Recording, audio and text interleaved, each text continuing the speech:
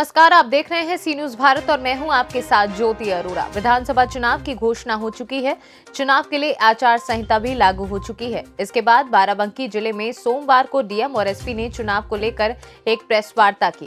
Press वार्ता के दौरान चुनाव के संबंध में और अपराधियों पर की गई कार्यवाही के बारे में डीएम और एसपी ने जानकारी दी। डीएम ने कहा कि चुनाव ड्यूटी में लगने वाले सभी कर्मियों को दोनों डोज अनिवार्य है और वह पात्र हैं तो बूस्टर डोज भी लगाया जाएगा। इस दौरान उन्होंने बताया कि जिले में 22,95,987 मतदाता हैं।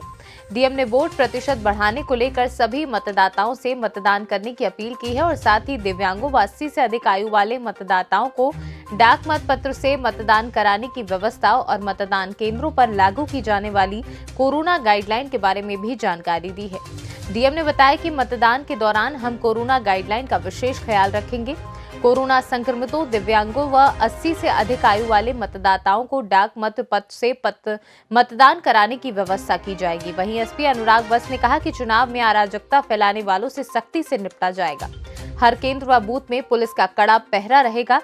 उन्होंने बताया कि पुलिस लगातार अपराधियों पर कार्यवाही कर रही है। दोनों अधिकारियों ने मतदान प्रतिशत बढ़ाने की लोगों से अपील की है। लोग ने लॉन्च किया है, जिसमें हम लोग ने प्रयास किया है कि समाज के हर वर्ग को, चाहे वो युवा हो, महिला हो, बुजुर्ग व्यक्ति हो, दिव्यांग हो, उसको हम उसमें प्रदर्शित करें, दिखा सकें कि आप सबकी सहभागिता से ही एक ये निर्वाचन सफल हो पाएगा। यदि आप सब निर्भीक होकर, निष्पक्ष होकर अपने मताधिकार का प्रयोग करेंगे, तभी हम लोग कोशिश कर सकते हैं कि जो पिछली बार हमारा मतदान प्रतिशत था 67%, उससे हम कहीं आगे बढ़ें। और कोशिश करते हैं, प्रयास करते हैं कि इस बार डिस्टिंक्शन को हम लोग छुएंगे। कई नए मतदाता भी इस बार बने, मैं उनसे भी आग्रह करूंगा कि आप लोग भी आगे आएँ और मताधिकार का प्रयोग करें। कोविड का समय चल रहा है, कोविड के समय चुनाव पड़ रहा है, तो उसके लिए क्या इंतजाम होगा? देखिए, कोविड की दृष्टि से भी पहला तो ये इंतजाम किया गया है कि हमने जो कुल मतदाताओं की संख्या है प्रति बूथ, वो आयोग के निर्देशों के क्रम में 1500 से घटा के 1250 कर दी है, ताकि एक बूथ पे भीड़ कम लगे। प्रत्येक हमारी जो मतदान कार्मिक हैं और जो टीम है, उनको फ्रंटलाइन वर्कर घोषित किया गया है। उन सभी को 2-2 टीके लगवाए जाएंगे और अगर उनकी पात्रता होगी तो उनको बूस्टर डोज भी लगवाया जाएगा। सबको हम कोविड से बचाव की पूरी ग्लव्स, सैनिटाइज़र, मास्क इत्यादि उपलब्ध कराएंगे। प्रत्येक जो हमारा मतदाता आएगा वोट डालने, उससे भी हम अनुरोध करेंगे कि वो भी कोविड के नियमों का पालन करें, सामाजिक दूरी बनाए और मास्क इत्यादि पहन कर आए। प्रत्येक वोट जब वो डालेगा, क्योंकि बटन से डालता है, तो उसके लिए भी आयोग के निर्देश है कि सबको एक डिस्पोजेबल ग्लव्स दिया जाएगा और उसको फिर तत्काल नियम अनुसार उसका निस्तारण किया जाएगा कोविड प्रोटोकॉल के अनुरूप, ताकि वोट डालने से भी संक्रमण ना फैले। और एक बहुत महत्वपूर्ण बात कि 15 जनवरी तक हर प्रकार का प्रचार प्रसार वो वर्जित है, सिवाय सोशल मीडिया के। 15 जनवरी के बाद पुनः इसमें जो भी माननीय आयोग के निर्देश होंगे उसके अनुसार हम अवगत कराएंगे।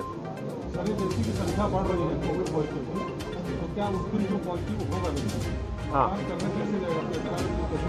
देखिए, उसका भी प्रोटोकॉल तय है। इस बार आयोग के निर्देश हैं कि जो भी 80 वर्ष से ऊपर मतदाता है या जो भी दिव्यांग मतदाता है जिसके पास दिव्यांगता प्रमाण पत्र है, उसको एक विकल्प दिया जाएगा डाक मतपत्र का। वहाँ पे हमारी टीम पहले, अगर वो सहमति व्यक्त करता है, घर जाके उससे डाक मतपत्र डलवा लेगी, ताकि उसे आना ना पड़े बूथ पे और संक्रमण की उससे बचा जा सके।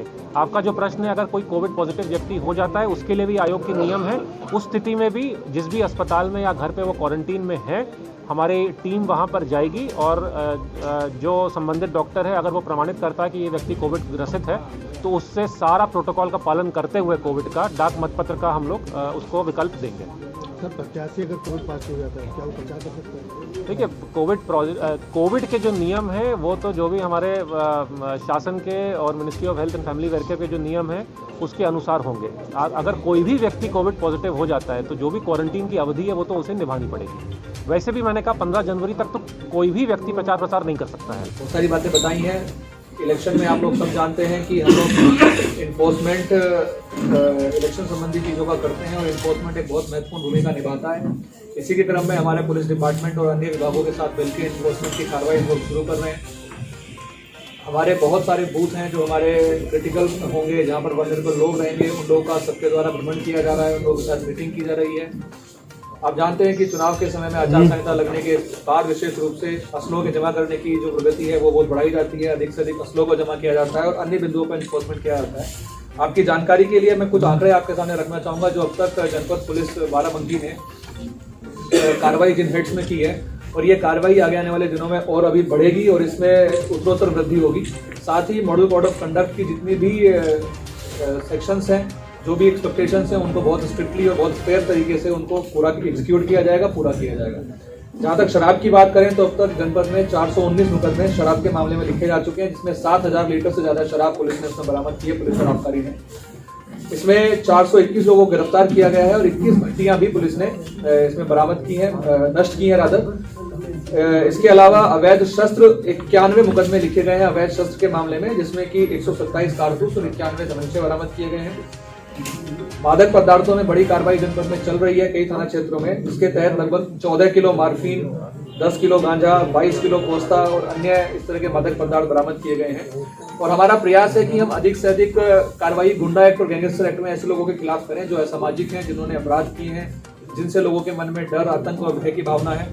और मैं आपको बता दूं कि अब तक 180 गुंडा एक्ट के मुकदमे दर्ज हुए हैं और 110 जी के अंतर्गत हम लोगों ने 1400 से ज्यादा लोगों को कार्रवाई की है और अब तक जनपद में 32,946 लोगों के खिलाफ 151, 107, 16 की कार्रवाई हो चुकी है, जो कि एक बहुत सिग्निफिकेंट नंबर है और आने वाले समय में ये नंबर अभी और बढ़ेगा। हमारी कोशिश ये है कि जो भी ट्रबल मेकर हैं, जो भी किसी भी तरीके से चुनाव की प्रक्रिया को बाधित कर सकते हैं, वोटर्स को डरा सकते हैं, डिस्टर्ब कर सकते हैं, ऐसे सभी लोगों को हम लोग पाबंद कर लें। पाबंद करने से अगर उससे भी ज्यादा लेवल के वो व्यक्ति हैं, लेवल इन द सेंस कि उससे ज्यादा अगर उनकी पोटेंशियलिटी है वो डिस्टर्ब करने की, तो उनके खिलाफ गुंडा एक्ट में कार्रवाई हो जाए, गैंगस्टर में कार्रवाई हो जाए, जरूरत पड़ेगी तो हम एनएसए में भी कार्रवाई करेंगे। 180 लोगों को हमने एनबीडब्ल्यू में गिरफ्तार किया है और जहाँ तक लाइसेंस की बात करें तो हमारे जनपद में लगभग 15,812 लाइसेंस पुलिस की रिपोर्ट के अनुसार है, जिसमें आज तक की स्थिति में 10,634 लाइसेंस को पुलिस द्वारा थाने और दुकानों पर जमा करा लिया गया है। मैं आपके माध्यम से भी अपील करूंगा कि लोग अधिक से अधिक संख्या में अपने लाइसेंसों, शस्त्रों को जमा कराएं और इसके अलावा बहुत सारे ऐसे लाइसेंसी हैं जिनके लाइसेंस विभिन्न कारणों से, चाहे उन्होंने उसका मिसयूज किया हो, कारतूस का सही हो। बाराबंकी से सीनू संवाददाता मोहम्मद अरशद की रिपोर्ट। इस खास खबर में फिलहाल के लिए इतना ही। आप देखते रहिए सी न्यूज़ भारत।